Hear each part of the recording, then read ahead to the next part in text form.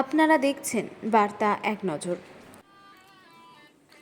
দিনের পর দিন শ্রমিকেরা কাজ হারাচ্ছেন। কোথাও আবার চা বাগান বন্ধ হয়ে যাচ্ছে, কোথাও আবার চা বাগান টুকরো টুকরো করে বিক্রি করা হচ্ছে। এর ফলে কাজ হারাতে হচ্ছে শ্রমিকদের। একই রকমভাবে ভদ্রকালী চা বাগানে বিক্রির অভিযোগ সরব বাগানের শ্রমিকেরা। রবিবার বাগানের শ্রমিক ইউনিয়নের পক্ষ থেকে ভদ্রকালী চা বাগানে অফিসের গেটে শ্রমিকদের গেট মিটিং করা হয়। শ্রমিকদের কাছ থেকে জানা গেছে, ভদ্রকালী চা বাগানে বেশ কয়েকবার এর আগেও বিক্রি হয়েছিল। পুনরায় এই বাগান বিক্রি করা হচ্ছে বলে অভিযোগ। এই বাগানে বিগত দিনে প্রায় 800 একর এবং বেশি জমি ছিল বলে জানা গেছে, কিন্তু এখন বিক্রি করার ফলে রয়েছে 430 একর জমি।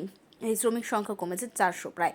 আর শ্রমিকেরা বাগান বিক্রির বিষয়টি জানতে পারলে গেট মিটিংয়ের আয়োজন করেন এবং তার আগে জানিয়েছেন যে বাগান বিক্রির বিষয়টি পুনরায় জানতে পারলে এর থেকে বৃহত্তর আন্দোলনের হুঁশিয়ারি দেন। তারা চাইছে না যে চা বাগান বিক্রি করা হোক, এরকম চা শিল্পী নষ্টের জন্য এগোচ্ছে বলে দাবি করেন তারা। এদিন ভদ্রকালী চা বাগানে গেটের সামনে মিটিং করা হয় এবং এই মিটিংয়ে উপস্থিত ছিলেন ইউনিয়নের সদস্যরা সহ গোবিন্দপুর গ্রাম পঞ্চায়েতের প্রধান অতিথি সহ গ্রাম পঞ্চায়েতের সুইট মোহাম্মদ আরশাদ আলী মুস্তাফা এবং সমস্ত ইউনিয়নের শ্রমিক নেতৃত্বরা। শ্রমিকদের অভিযোগের ভিত্তিতে ভদ্রকালী টি স্টেটের বর্তমান ম্যানেজার অমিত তিওয়ারির কাছে বিষয়টি জানতে চাইলে তিনি পরিষ্কার বাগান বিক্রি হয়নি বলে জানান।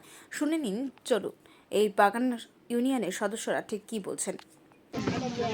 এই বলে আমি আজকের জন্য আগামীকাল কী হবে আবার আপনারা শুনতে পাবেন, আপনাদের খবর দেওয়া হবে, ইউনিয়ন খবর দিবে আপনাদের, আবার আসবেন। আমি লোকাল নেতৃত্বকে বলবো, সবাই নিজের স্বার্থটা বাদ দিয়ে চা বাগানের শ্রমিকদের স্বার্থে এক হয়ে আমরা চা বাগানের জন্য লড়াই করব।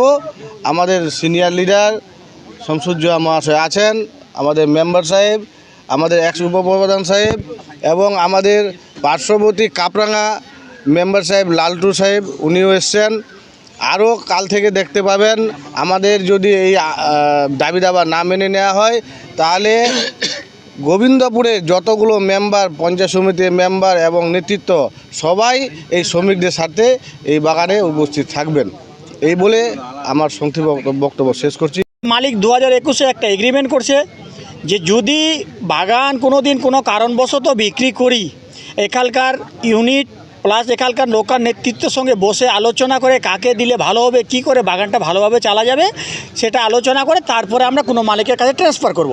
তো আজকে যেটা উঠে আসতেছে, যেই মালিক নিচ্ছে, যার নাম উঠে আসতেছে জাকিরের নাম, সে তো বাগান চালাতে পারবে না, তার অভিজ্ঞতা নাই। অভিজ্ঞতা হওয়ার দরকার। তো আমরা চাচ্ছি এইরকম একটা মালিক, বাগানটা লোক যে যেন চালাতে পারে।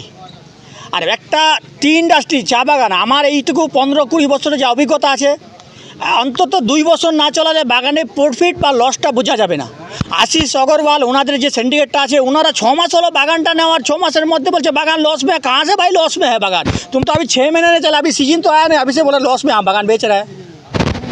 এটা যেন না হয়। ওনারা বাগানটা বিক্রি করবে, ঠিক আছে, মালিক আসুক, এখানে বসুক, এখানে লোকাল নেতৃত্ব আছে, বাগানের ইউনিট আছে, আলোচনা করুক।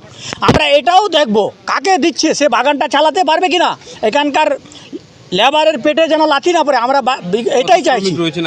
আমরা শ্রমিক রয়েছি এখানে মোটামুটি 350 থেকে 400 পারমেনার। আর আমাদের এরিয়া রয়েছে 410, ছিল 810, কিন্তু 410 থেকে 430, 810 ছিল।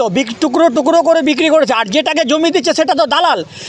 এর আগে 8 একর জমি নিয়ে বলছে আমি এসা করেগে তেসা করেগে, এ করেগে ও করে, টুকরো টুকরো করে সব ভেঙে 10 কাঠা 4 কাঠা 400 500 এই করে করে শেষ করে দিয়েছে। আবার এই বাগানটা নিয়ে টুকরো করে বিক্রি না করবে, তার কি সিকিউরিটি আছে? তো মালিক বসুক, আমাদের সঙ্গে এগ্রিমেন্ট করুক, আমি অমুককে দিয়ে দিলাম, ইনি বাগানটা হ্যান্ডওভার নিবে বা বাগান চালাবে সুষ্ঠুভাবে। যদি বাগান চালায়, ভালো মতো চালায়, তিনি এগ্রিমেন্ট করুক। এখানকার নেতৃত্ব থাকবে, আমরা থাকবো, আমাদের উচ্চ নেতৃত্ব থাকবে, আমরা ইউনিট থাকবো, আমরাই চুপ। কিন্তু হুট করে উনি দিয়ে দিবে আর ইনি বিক্রি করে চলে যাবে, আটা মানবো না। তো আমরা লেবার মানবো না, এখানকার নেতৃত্ব মানবে না, আমার সাব স্টাফরা মানবো না। সিস্টেমে হোক।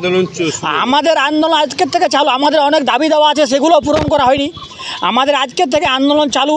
যতদিন আমাদের সমস্যা সমাধান হচ্ছে না, আমরা আন্দোলন চালিয়ে যাব। দৌড়জন বললে আমরা বৃহত্তর আন্দোলনে নামবো। আর এটাও কথা আমরা চাচ্ছি, ভদ্রকালী লোকাল নেতৃত্ব আমাদের সহযোগিতা করুক। আজকে যথেষ্ট সহযোগিতা ওনারা করছে। আরও যারা আসে নাই তাদেরকেও বলা অনুরোধ করতেছি, আপনারাও আসেন, আমাদের সহযোগিতা করেন, বাগানটা বাঁচুক, আমরা যেন বাঁচি, সেইটুকু একটু আমার অনুরোধ থাকলো। আমি ভদ্রকালীর ইউনিট কমিটির সদস্য, আমি আরশাদ আলম। এই জাকির নামটা বললেন, জাকির একটা ভদ্রকালীর জমির দালাল। সে তার কাজ হচ্ছে এখান থেকে জমি নেওয়া, ওখান থেকে জমি নেওয়া, অন্যর